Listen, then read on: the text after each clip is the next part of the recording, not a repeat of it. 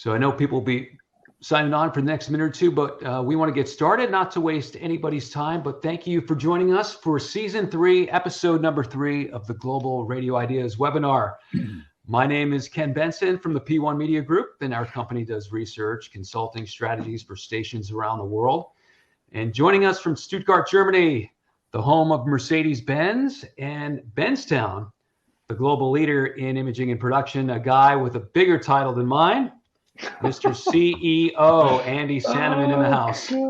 Come on, Ken. Come on. Thanks, guys. How do you fit that on a business card? You know, I don't know. Like, I'll just pick one when we started the company. You know, Chachi wanted to be president. I said, okay, if you're the president, I'm going to be the CEO. It was the only title I knew back then in English. So thanks for joining us. Today's webinar, Coaching Talent from Good to Great. We have like a fabulous guest. The chat box is activated. Let us know where you're watching in the world. And if you have a question, post it. We'll be taking all of your questions later in the show. I know I always promise. Let's see if we can keep it. All right, so a little bit about today's guest. He began his career as a radio DJ in college and became fascinated with top 40 morning legends Rick Dees and Scott Shannon, certainly some good mentors. He was having so much fun on the air, his parents kept asking him when he was going to get serious about his career path and maybe get a real job. I've certainly heard that from my parents. And after 10 years of claiming to have too much fun on the air, he got a bit more serious and maybe wore a tie back in the day. I know I did some days, became a program director. And he's programmed many stations, including the legendary WMC in Memphis, and is also credited with creating and programming the first major market modern AC formatted station. Some of you may have heard of it, Star 98.7 in Los Angeles. He's also been a GM and has collected numerous awards, including Billboard's Consultant of the Year for AC and Top 40. And was named Consultant of the Year at the Worldwide Radio Summit a few years back, which is now known today as the All Access Audio Summit. So a shout out to Joel Denver. That's coming up in about a month and a half, I think. So good session and good seminar coming up. So since launching his company back in '96, he had a mission of creating brand depth for radio stations by developing morning shows that generate ratings and revenue. And he's worked with a few talent and shows in multiple countries, including a couple you may have heard of. That guy in the picture, he looks like a TV guy, but actually started as a radio guy, Jimmy Kimmel. Another guy that's also on TV now too, in movies, Ryan Seacrest, the late great Kid Craddock, The Burt Show out of Atlanta, which is on, I don't know, 80 markets maybe now in the US. Toucher and Rich, Dave Ryan at KDWB in Minneapolis, and many, many more. And joining us today from lovely Southern California, please welcome the talent coach extraordinaire, Randy Lane.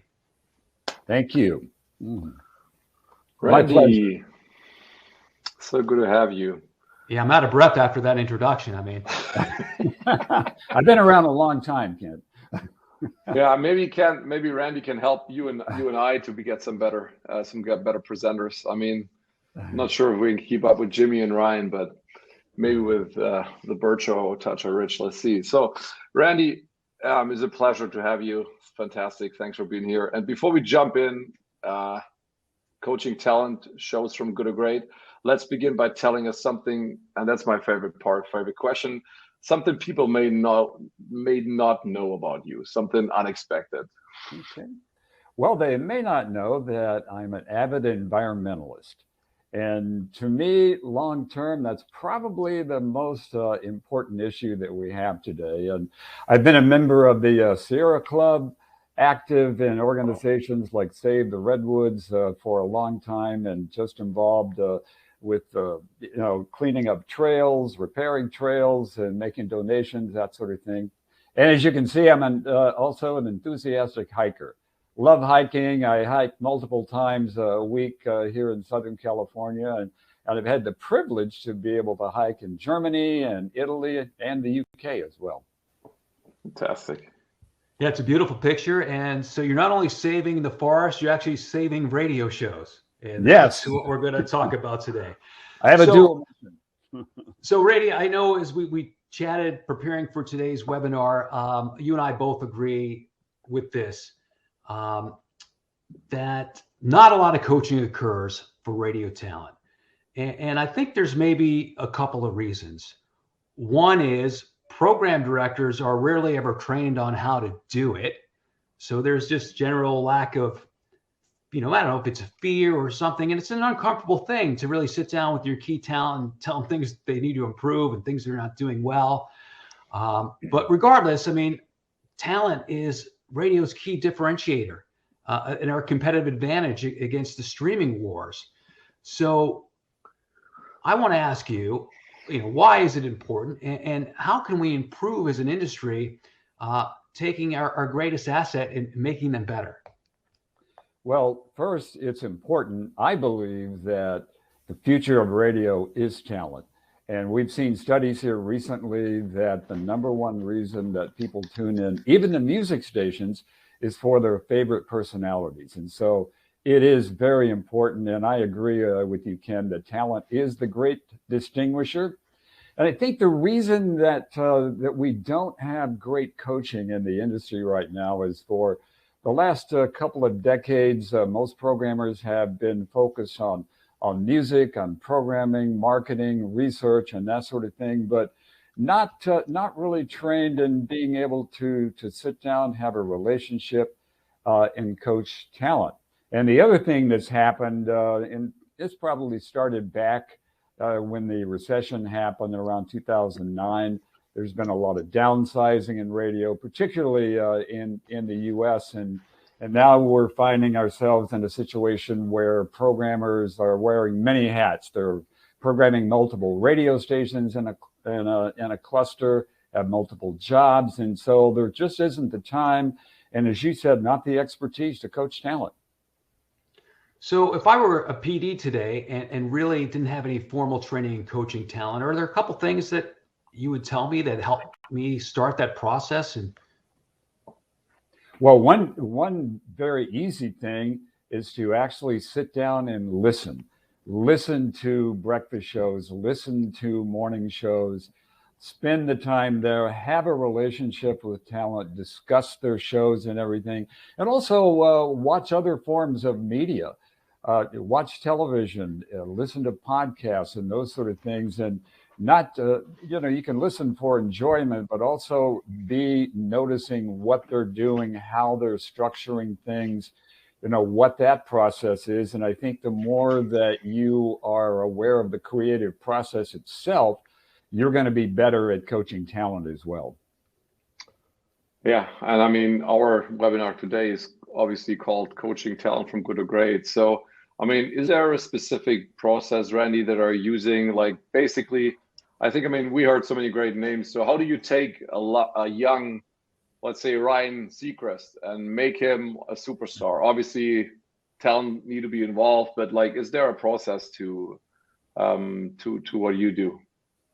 There is. And in 1995, 20-year-old Ryan Seacrest walked into my office at KYSR in Los Angeles. He had been doing radio, a little bit of television in Atlanta, and he wanted to work part-time. He wanted to do overnights. And so he came in and I said, okay, Ryan, you've been involved a little bit in radio and in television. Which one do you want to pursue? He paused and he said, I want to be a star in radio. I want to be a star in television. And my goal is to be the next Dick Clark. Worked out pretty well for him. Yeah, right. And at the time, I think, oh, good for you. He's 20 years old. He's got great goals and everything. But, the thing I think that we can all take away from that is the importance and the values of having a clear vision and having a goal for what you want to accomplish in life. And, as far as the process goes, we take a collaborative approach in coaching talent. We believe that the essence of coaching is to unlock a talent's creative potential. And we take what is called a Socratic approach to coaching. And it really involves getting to the essence of asking the right questions, the art of asking questions. Rather than coming in and sitting down with talent and dictating, do this, and that sort of thing, we start by asking questions. And we really believe that asking the right questions gives talent ownership of their growth. The other thing that we look at in the coaching process too is to focus on strengths, identify what a talent and a show's strengths are and expand in those areas. For example, if they're really good at interacting with callers, create more situations where that you interact with people on the phone through social media and everything. Conversely, for example, we have a client that one of the players on the show is not a great storyteller, struggles with storytelling. And so we minimize the amount of stories that talent is going to tell on the air and go to some of the other people on the team who are better storytellers. So those are really the two basic principles that we use. And as a programmer coaching talent, the first thing that you want to do is to have a relationship. Establish a relationship, and ideally that relationship would be based on trust, on honesty, and on safety. And by safety, I mean that means allowing that talent to try creative ideas, and sometimes they're going to fail. You know, that's part of the creative process, and so allowing them to try new things. If it doesn't work out, not to be yelled at, not to be reprimanded in any way. So being an advocate and a supporter, making sure the talent knows that you're on their side and you're on their team and you're part of that team. And we could also talk about a sample. We'll go over the highlights of a sample coaching session that we found to be very effective. And this will go back to the collaborative approach that I talked about. So let's say you're going to sit down and have a session. Listen to 3 or 4, 5 segments of a show together. Play segment 1, and then after that segment, stop that. Allow the talent to evaluate that first. Okay, so what do you think worked well there? What were the positives? Talk about that for a little bit, and then you can also chime in with your thoughts on that, and then go to the other side. Well, in hindsight, what could have made that segment better? Then we'll talk about that a little bit, and then any points that the talent doesn't bring up about that particular segment, you as a programmer can also bring up additional points, and just be sure that you deliver those points in a very matter-of-fact, non-personal way. And then in that type of process, then the show, the talent has ownership of their growth, because it's not all you talking all the time. So coming out of their mouth, they're much more likely to incorporate that into their performance as well. So at the end of the session, when you've gone through that, agree on what the action steps are. Okay, here's what we're going to work on, for the next week, for example.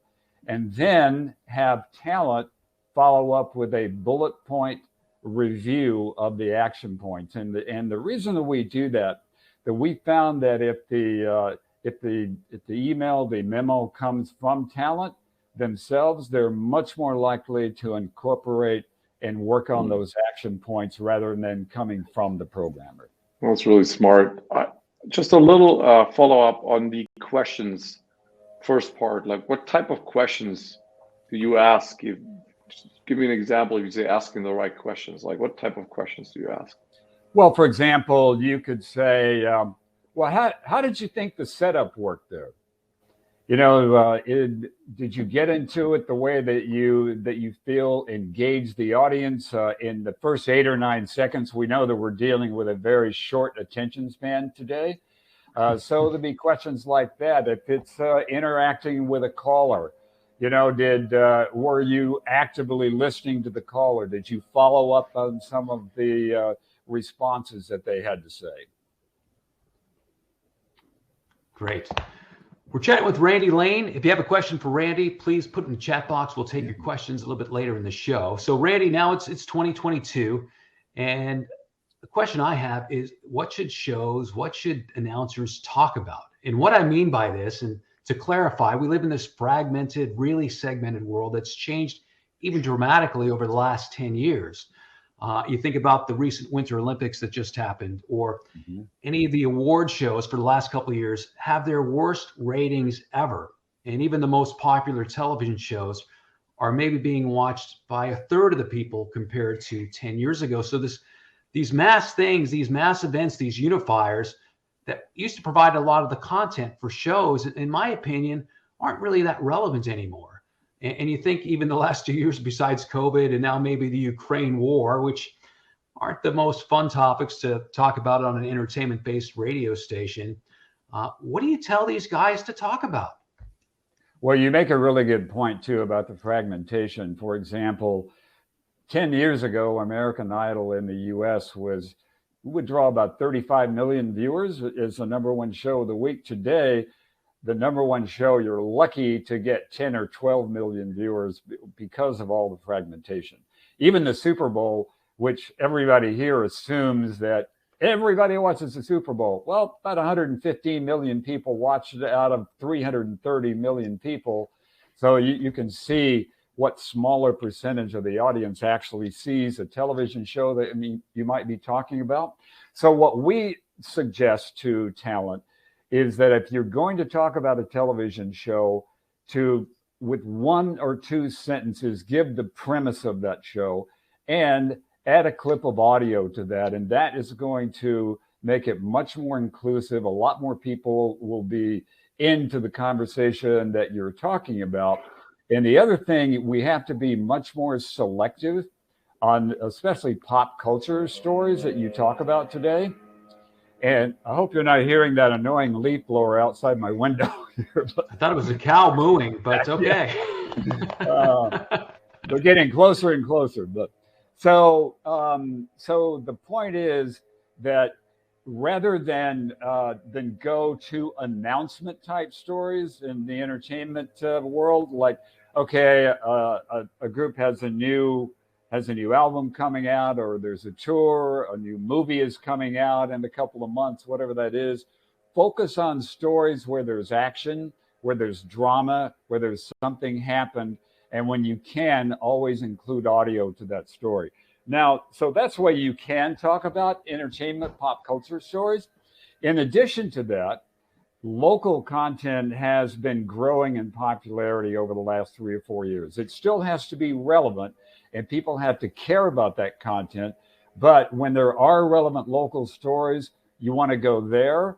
Also, storytelling. Look at the stories that are trending, that are relevant to your audience. Other areas of content that we suggest that shows focus on. There are features, for example, good news stories have become very popular in view of all the negativity that's going on in the world. So features like that can certainly work. And the number one thing that listeners are tuning in for today, humor and fun. So anything that you can do to make the show more fun, that you can include, whether those are bits or comedy situations you can get into, those are the type of things that we recommend that people talk about.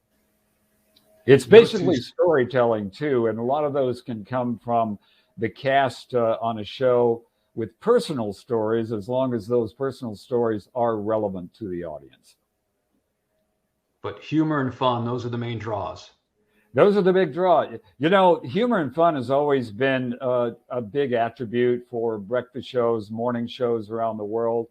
But in the last few years, with all of the negativity that's going on, and now we got a war going on, it's an escape that people go on music stations, and they do want to be humored, and they want to have fun and participate in that fun. Right. So let me go in a slightly different direction. Okay. Besides radio being a place we could talk about all kinds of things that happened on television the night before, maybe not so much now, unless we kind of package it the way you suggest. But radio was also the place people used to tune to for breaking news, weather, traffic. I remember as a kid in New York, waiting forever to hear the school closings on a snowy day. And sadly, that's not what people come to radio for anymore. So what, if anything, is that must tune in we can still offer today? Well, I'll go back to something we touched on in the beginning here, that the number one reason that people are tuning in are to hear their favorite personalities. So if your radio station has not developed what we call HD characters or personality brands, trusted voices that is exactly what should be a priority for your radio station. They're going to tune in to hear those personalities, what they have to say about lifestyle things that are going on in the culture. They can be tuning in for local content, especially if there's a weather situation. If there's a big storm, for example, we do highly recommend that talent make that the big story of the day, because it is affecting everyone. Traffic is something, for example, that we get on our phones now with Google Maps or Waze or whatever. However, if there is a massive traffic situation, then that's still something that people do want to tune in to radio for. And they want to tune in for those other things that I talked about too, to be entertained, to laugh, and to feel good. So Randy, we talk a lot about talent and shows on a radio station, and we mostly speak of mornings. We have seen some stations over the past year beginning to experiment with multi-person afternoon shows. For example, Z100 in New York, Q99 in Atlanta, a couple Canadian stations. Is this the future? Is this experiment going to work? Is it something you encourage and you're hearing more about, or is it something that just a couple stations are going to do it and everyone else is going to forget about it because it costs money? I absolutely encourage it. In a lot of markets today, the QM in afternoons is higher than it is in the morning, and I think it's a great opportunity. And in fact, Ryan Seacrest started out in the afternoon on Star 98.7 here. And that same station today has an afternoon personality benchmark as well. So, it's the usage is a little bit different just because of the time of the day, and people that are working have gone through most of their workday and everything. And so we believe you do have to play more music in the afternoon. However, playing less music than you're playing middays, that allows time for personality, for content in the afternoon. I believe that afternoons is a great opportunity of the future. And we have several clients that have both a morning and afternoon personality benchmark. Yeah, so that might be a solution. Good personality is always difficult to develop and to find, especially these days with all the options that especially younger demos can find themselves. So touching on this instant gratification world, where everything you want to know is basically at your fingertips, a millisecond away. So is teasing something you feel that is still important? Like even the time slots and the time frames get smaller and smaller? I believe it is. I believe it's still important. And I do understand the school of thought that people want to, they want it instantly. However, when you are not teasing content, what's missing in a show or a radio station like that is a lack of drama of what's going to happen next. I mean, there's a reason that film companies put out trailers for movies highlighting the best part of that movie. And if you're watching a Netflix series, if you're watching a movie anywhere, they're continually setting you up for what's going to happen next. There's a professor at Carnegie Mellon University in Pittsburgh who did a study on the human brain back in the 1990s, and he came up with what he called the information gap of curiosity. And this is not a huge revelation, but what he came up with is that the human brain is wired to, when a mystery is set up and you don't know what happened, you feel compelled to fill that gap of information. And so we really work with talent on crafting teases. They're going to set up a mystery that they're going to resolve in the next 5 minutes or the next 10 minutes, for example. And so it's just a fact that your radio station is going to have better time spent listening. There's going to be this feeling of, what am I going to miss if I'm not listening, if I'm not tuning into this radio show?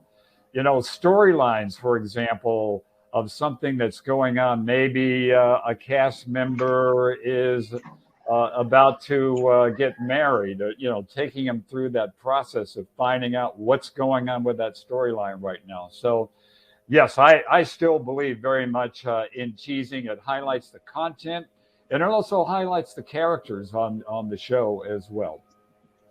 Yeah, I couldn't agree with you more. I think a lot of stations I listen to today lack that journey. They're just living in the moment and not taking listeners on a story arc that goes throughout the show or throughout the day or the week or a month. Even if you're planning a wedding, could be even longer. And I think that's really important. It also brings people back. It really does. It keeps like vertical teasing within your show can prevent somebody from tuning out, especially when you're going into a commercial stop set. I mean, the two highest tune out points on a radio station that plays music is when the music stops, when you're coming out of music and the talent starts talking. And that's why that we recommend there that they start with a headline tease of what they're about to do, as opposed to the traditional preamble of name of the radio station, name of the show, a slogan, a weather, the time. By the time you get all that stuff out there, 10 seconds has gone by, and the non-P1s, the non-favorite people that's their favorite show, they're gone. And so starting with the tease, and then the second highest tune-out point is when you stop talking going into commercials. And so being able to hook listeners to go and stay through that commercial stop set, or even music coming after that, teasing a second time is what we recommend as well. Right. So pretty much all that play-by-play, which is what I call all that stuff. The back sell, the time, the station call letters, slogans, etc., and just get right into the meat. Yeah, and we understand that in diary markets, that's still important.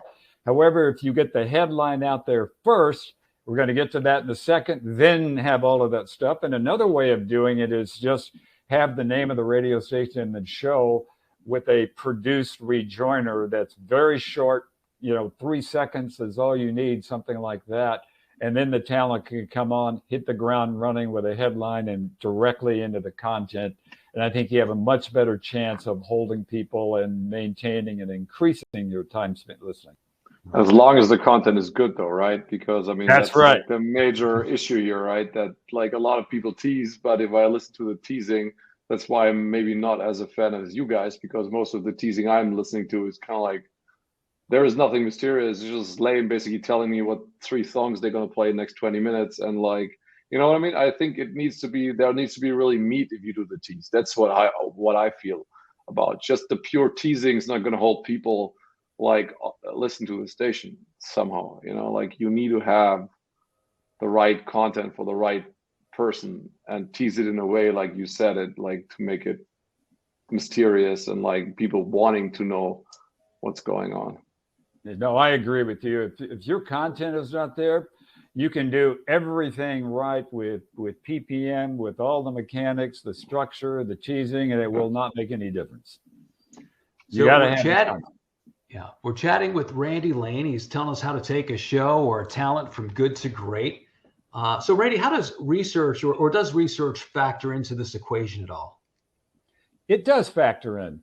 There's a couple of ways it does with qualitative and quantitative research. For example, with quantitative research, you can find out the popularity, you can find out the familiarity of talent and of shows, and so I think that is important.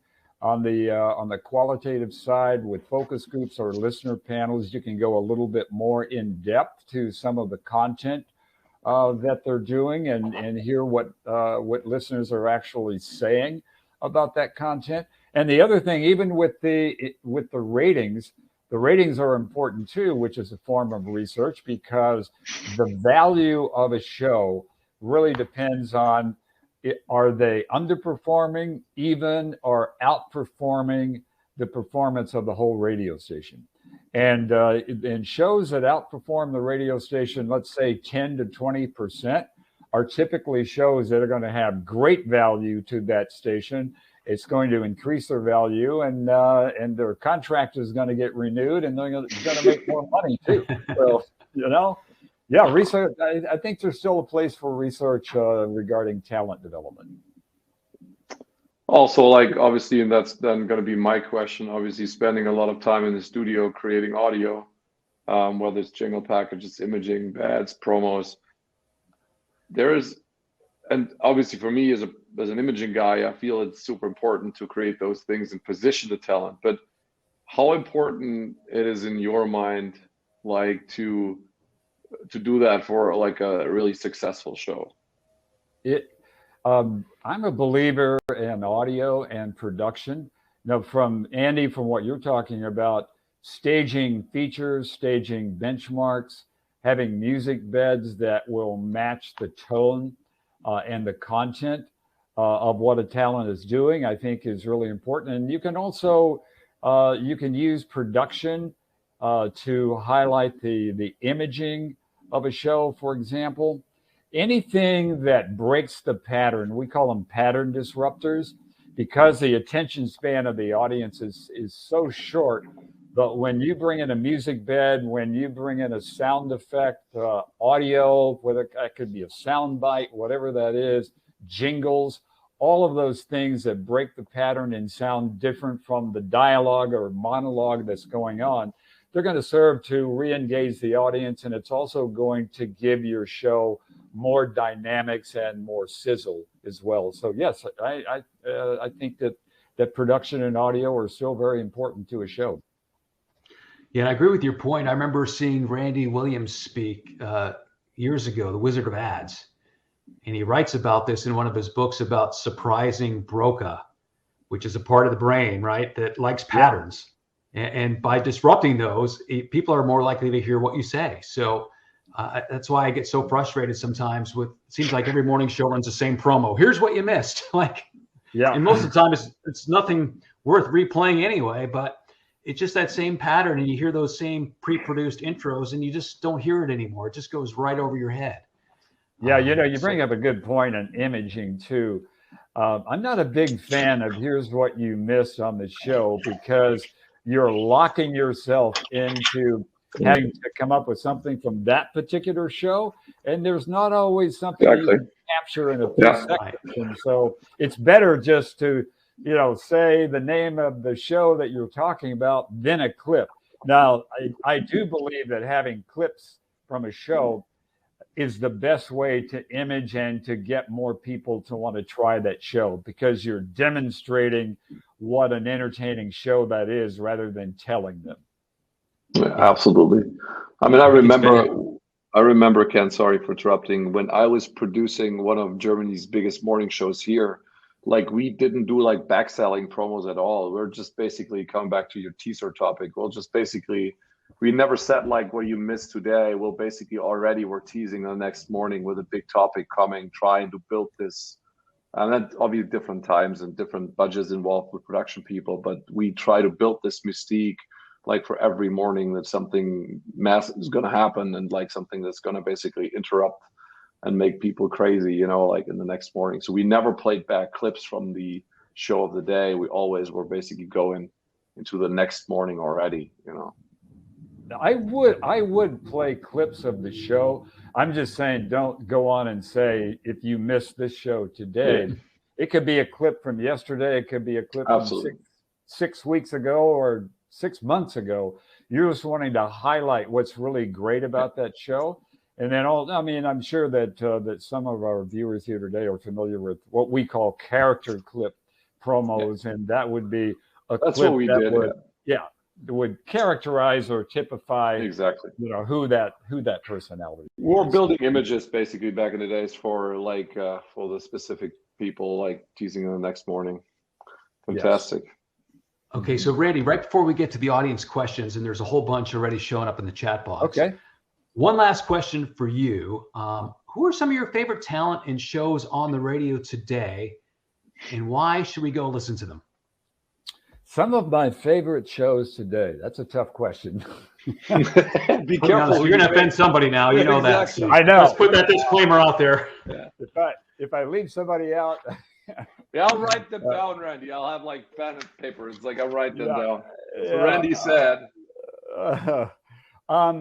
Well, I will admit one show that we brought up earlier today, The Burt Show, that's on Q100 in Atlanta and syndicated in several markets, is a show that I think is worth listening to. What's good about that show is that they're very authentic. All of the characters on that show are very revealing. They're very vulnerable about their personal lives and everything. And then they combine that with humor. In fact, their slogan for the show is real, period, humor, period. And so that's what you're getting out of that show. Another show that I would recommend that's worth a listen, Preston and Steve at MMR in Philadelphia. What's good about that rock show, it's an edgy show targeted to males. However, at the same time, it's never mean. It's edgy, but it's done in a way that is not offensive, and it's still inclusive. And the other thing about that show is they have outstanding content. They really come up with a lot of innovative ideas. And so Preston and Steve, I think on the rock side, is a good one. I'll mention one other show that's in a smaller market. It's an up-and-coming show. It's Kelly and Wood in St. Cloud, Minnesota. And they're on, I think it's Wild 99 Country in St. Cloud. That show, with execution, they do an outstanding job of setting up, of getting out at the right time. Their teasing is outstanding. And they combine that with some vulnerability and character development as well on that show. So hopefully I'm not in too much trouble here. No, I wrote all that down. I'm going to share that later with all the other shows you did not mention. All right. Yeah, your client roster just collapsed. I know, exactly. For free, like, so. Hey, why didn't you mention me? Exactly. Excuse me. All right. So have a question for Randy. Let's put it in the chat box. Okay. First question comes from Paco Lopez. How far out should you tease? How far out should you tease? If you're talking about the drive times in morning or afternoon, typically you want to tease what's coming up next. We know that the time spent listening in drives, even on top radio stations, 10 or 12 minutes per listen. So you want to kind of keep it within that window. If there is something huge coming up on your show, if you have if you're going to interview Oprah or whatever, that then you can tease that, an hour or two out, but then teasing multiple times throughout the show. But typically, you want to keep that in about a 10-minute window. So to sum it up, big topic, you can push that through the entire show, multiple teasers, like regular topic, just next, bam, 10, 12 minutes, time spent listening. Raymond Parch, Raymond Parch, the third question. We like to have fun on our morning show, and much that comes from personal lives, which the listener seems to connect with. But our show is also a sports show, and there are times when it's difficult to find the balance. How do you know when there may be too much personal show fodder when you also have to discuss the big sports topics of the day? So meaning, the guy is in attention field here, Randy. You need to help him. Well, Toucher and Rich is a show in Boston on a sports station that I've had the privilege of working with those guys. And what they do, which I think works, and I'm seeing, we've worked with quite a few sports shows as well. About 50% of your content should be about sports, and the other 50% is typically about male topics, about guy talk. And so I think that's going to change. For example, if the World Series or the Super Bowl or, some big events are coming up, you're going to go a little more on the sports side. But I think balancing that out about 50-50, maybe in some situation that could be 60% sports and 40% targeted to your target audience, which is typically males, not all males, but that's about the balance that I would recommend. Okay. Perfect. Mm-hmm. Next question from KC. Randy, are personalities born or created? Great question. So I think a few of them are born, but I'm going to go back to Malcolm Gladwell's book Outliers, and where he talked about all of these great performers, from starting with Mozart, going up to the Beatles and Bill Gates, Steve Jobs, all of these people, is that they put in the time. They spend, as he put it, approximately 10,000 hours, developing their craft, honing their craft, improving, tweaking, working on it. And so I say that now there are some people that can put in 10,000 hours and really work on that and not get anywhere. You've probably seen that happen before. But I think that talent can be developed. I'll go back to, I don't want to get in trouble with Ryan, but when I first heard Ryan Seacrest, I thought he sounded good, but I didn't think that he sounded like, wow, this guy is going to be, the biggest star on the planet. I thought he was pretty average, but he was a very, very hard worker. I mean, the guy put in hours on every show. And as you know, he does multiple things. He's still doing that. So I think a lot of that gets into really being serious about what you're doing and putting in the time. We are huge believers in prep and planning. And that's what creates spontaneity and the confidence to go off script when you're actually on the show too.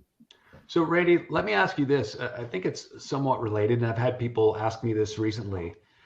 How long do we give a show before we decide whether or not we feel it's working and we'll continue to invest? And let me add to that, my own point of view is, with time spent listening to radio having decreased so much, I think that time frame is a lot longer than it probably used to be. What do you think? I think it is. If you're going to put on a new show, and assuming that's a show that you believe in, you've got to give that show at least a year to a year and a half to develop. And especially if that's in morning drive, because that's the most routine time of day for all of us. And getting people to change their habits is not easy in the morning. And so because of all of the fragmentation and the competition in the audio space that we have today, you've got to give that show more time to develop. So, yeah, I mean, unfortunately, there's a lot of corporations that still have this quarterly mentality that, hey, it's got to happen in a quarter. And you know what? That's just unrealistic. After 10 years of doing something different, right? Yeah, exactly. I mean, it's about establishing and nurturing a relationship with an audience. And that doesn't happen overnight. It takes time to earn the trust of an audience. Well said. Well said. I think that'd be a great. Go ahead, Ken. Should we take one more question? Okay, sure. So, says Randy, single person morning show here. What are a few ways to get slow phones going these days on the morning show and still keeping the show PG rated? PG rated. Well, and by the way, if I think we have my email address in there somewhere, I'd be happy to pass along. There are 10 ways that we have come up with to get the phones to ring today, because it's much more difficult to get people on the phone. People don't want to talk. They want to text and post and that sort of thing. So you have to work at it a lot harder today. And being a solo host is even more difficult. And as a solo host, you do want to interact a lot with people on the phone, because it gives your show more dynamics, and it's not just a monologue going through your whole show. So one thing that you can do is to randomly start putting people on the air. Hearing people on the air is what prompts other people to call. Also, include the phone number in the imaging and making sure that you run that at least, I would run it every half hour on a show like that in the morning. And that gives the signal to listeners that you are an interactive show, that you want listeners to be on.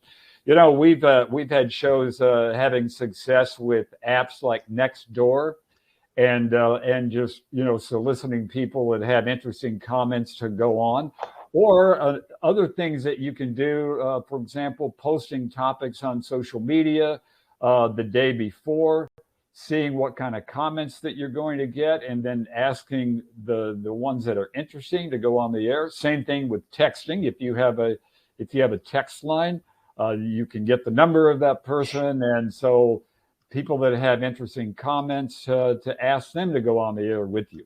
So there's several different ways, and I know that. Let me mention another one. I know there's a couple of shows that have on their site and on social media. Participate in the show if you want to be in a contest, if you want to be in one of our interactive games and features on the air. Register here. They get their information, and then they call them. So you just really have to work it. And I would stage callers on the air too, of people in the radio station, friends or whatever. It's just giving the people the idea that you're an interactive show. That's what's going to get the phones to ring too. Well, Randy, thank you so much for your time and joining us today. Great to have you. And thank you, of course, for watching wherever you are. We appreciate you having here. And if you want to get a hold of Randy, I know it's on the screen, but it's randy@randylane.com. And if you missed the video, want to watch it again, share it with any friends or colleagues. The video will be available by tomorrow at the P1 Media Group and Benstown websites. Randy Lane will have it as well. I imagine he might put a link out so you can see this great knowledge again as well. Normally, we end the webinar by promoting the next one. And there is going to be a next one. And we've been working on a really, really big guest for a year now who is finally going to do it. That's a teaser. Yes, that's a teaser. See, that's teasing. That's teasing. Finally going to do it. And just waiting for the date next month that he is available to do it. But you won't want to miss it. It's going to be huge. Not that Randy wasn't huge, but yes. Now I feel like I'm putting him down like he put down the DJs that are mentioned today. If you want to reach out to me, I'll write the shows down. I wrote all the shows down. If you want to reach out to me, if you're Randy's client and he has not named you, I wrote the show down. No, Randy, it was fantastic. It was fantastic to have you. Thank you. Thank you so much. Hey, I wanted to mention one more thing. Because in the teaser we said we were going to talk about the 3 universal principles. And I'll just quickly say that for all great shows, it gets down to killer content, flawless execution of that content, and high definition characters, personality brands. Yeah, so if you didn't watch to the very, very end, you missed it. Killer content, flawless execution, HD characters. Randy, the questions, Ken, what do we basically incorporate? Like we too, like all these 3 principles. I think we did a good teasing, and maybe you're like a great executor. So let's see. We'll need Randy's training. I don't know if Randy probably can't help the characters. There's not a lot. He's gonna have a hard time. Yeah, absolutely. It's a tough one. That's a tough one. A really tough one. All right, Thank you so much, Randy. Thanks. Thank you. Bye-bye. Bye. My privilege.